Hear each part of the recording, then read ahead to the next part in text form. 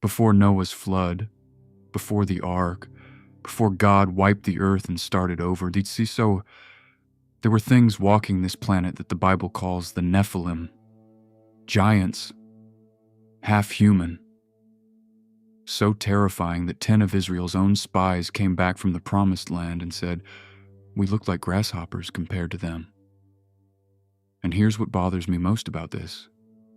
The Bible barely explains them. It just mentions them and moves on. So, who were the Nephilim? Where did they come from? And why does this story keep getting skipped in church? Stay with me, because what I'm about to show you from Scripture will change how you read this book. The giants the Bible tried to hide. Section number 1. The 4 verses that divide theologians. Let's go to Genesis chapter 6, verses 1 through 4. This is before the flood. Listen carefully. When human beings began to increase in number on the earth, and daughters were born to them, the sons of God saw that the daughters of humans were beautiful, and they married any of them they chose. The Nephilim were on the earth in those days, and also afterward, when the sons of God went to the daughters of humans and had children by them. They were the heroes of old, men of renown. 4 verses. That's all we get. And those 4 verses have divided scholars and theologians for over 2,000 years because they raise 3 questions the text doesn't clearly answer. Number 1, who are the sons of God? Number 2, what exactly are the Nephilim? Number 3, why does God respond to this with a worldwide flood? We're going to answer all 3, and I promise, the answers are not what most churches teach. Section number 2, who are the sons of God? This is where the debate gets serious. There are 2 main camps. The fallen angels. The oldest interpretation, held by early Jewish writers, the Dead Sea Scrolls and the Book of Enoch, says the sons of God are fallen angels. In Hebrew, the phrase is Bene ha-Elohim. And every time this exact phrase appears in the Old Testament, Job 1:6, Job 2:1, Job 38:7, it refers to angelic beings, not humans. The Book of Enoch, which was treated as scripture by many early Jews and is even quoted in the New Testament book of Jude, describes these beings as the Watchers.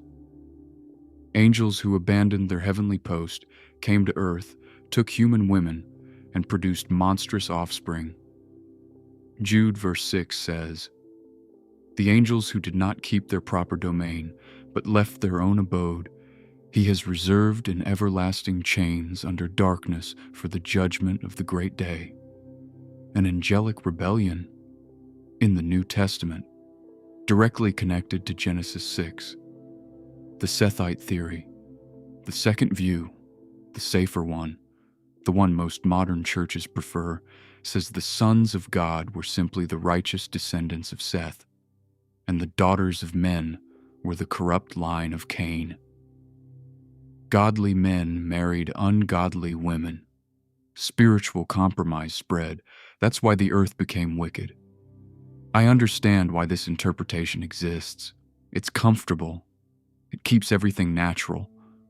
But here's my problem with it. It does not explain the giants.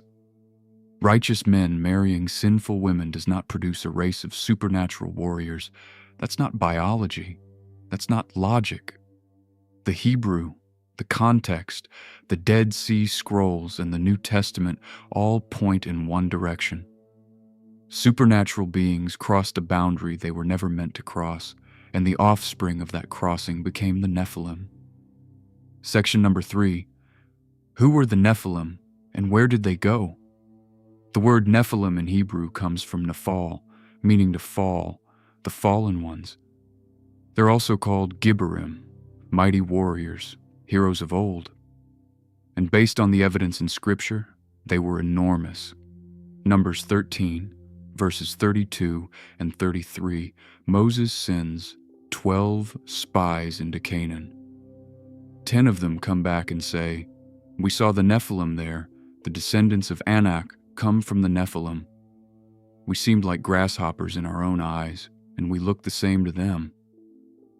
Now here's something most people miss completely. Genesis 6:4 says the Nephilim were on the earth in those days, and also afterward. Afterward. After the flood. Which means this bloodline either survived on the ark somehow, or the same transgression happened again after the waters receded. Either way, by the time Israel reaches Canaan, there are giant clans everywhere. The Anakim, directly descended from the Nephilim, the Rephaim, mentioned over 20 times in the Old Testament, the Amites and Zamzumites, both described as tall as the Anakim, and Og, king of Bashan, whose iron bed was over 13 feet long, 13 feet. And then, at the end of this thread, you find Goliath of Gath, over 9 feet tall in some manuscripts, the last of a dying bloodline. Every major battle Israel fought in Canaan wasn't just a military campaign. It was a systematic elimination of the Nephilim descendants. God didn't send Israel to conquer territory. He sent them to finish what the flood started.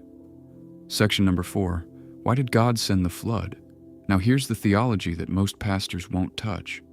Genesis 6:5 says every inclination of the human heart was only evil all the time. But some scholars argue it wasn't just moral corruption. It was genetic corruption. The Nephilim bloodline was spreading. Humanity, made in the image of God, was being mixed with something not made in the image of God. And this mattered because God had made a promise back in Genesis 3:15 that a human seed, born of a woman, would one day crush the serpent's head. Jesus had to come through a pure human lineage. So when Genesis 6:9 describes Noah as Tamim, often translated blameless, some scholars say it means something more specific, perfect in his generations. His bloodline was uncorrupted.